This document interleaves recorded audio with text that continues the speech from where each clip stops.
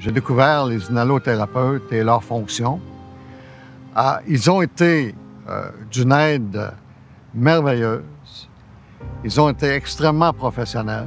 Quand on m'a mis dans le coma, là, j'ai dépéri, puis je suis devenu absolument méconnaissable. Tous les intensivistes de l'hôpital de Hull étaient certains que j'allais mourir. Le personnel était certain que j'allais mourir. Je dois vous dire qu'à un moment donné, ma femme avait quand même peu d'espoir parce que quand c'est rendu que tout le monde dit que je vais mourir, elle s'est préparée pour le deuil. Les médecins lui ont dit, « Écoutez, madame, si vos enfants ne viennent pas le voir, là, ils risquent de le regretter. Et vendredi prochain, on va vous faire une recommandation. » Alors, mais cette recommandation-là n'est jamais venue parce que je me suis réveillé. Là, les médecins ont dit, on a des signes que Benoît veut se battre et on va l'accompagner. Durant ma lecture de tous les écrits que Marie a pris la peine de prendre en note là, durant mon hospitalisation, c'est là que j'ai vu que oui, leur support et le geste qu'ils font est très, très, très important parce que je crois qu'ils créent des miracles. C'est des miracles qu'ils créent dans les vies des gens parce que sans eux, tu respires plus.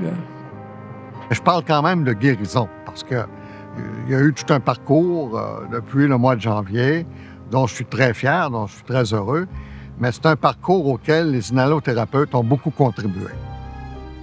Ce qu'on savait, c'est qu'il était très grand prima. Ce qu'on savait pas du tout, c'était comment il arriverait. Première des choses, il était de très, très, très petit poids, 550 grammes, avec tous les facteurs de risque que ça peut vouloir dire. Donc, on savait qu'il aurait besoin assurément d'assistance au niveau respiratoire dès la naissance. La présence de l'inhalothérapeute était absolument pour moi rassurante à tous les moments, à tous les niveaux, dans le sens que, au départ, quand on arrive dans la chambre la première fois, on a un choc de constater toutes les pièces d'équipement qui se trouvent à proximité, tous les équipements qui bipent aussi, et donc on n'en comprend pas nécessairement la signification.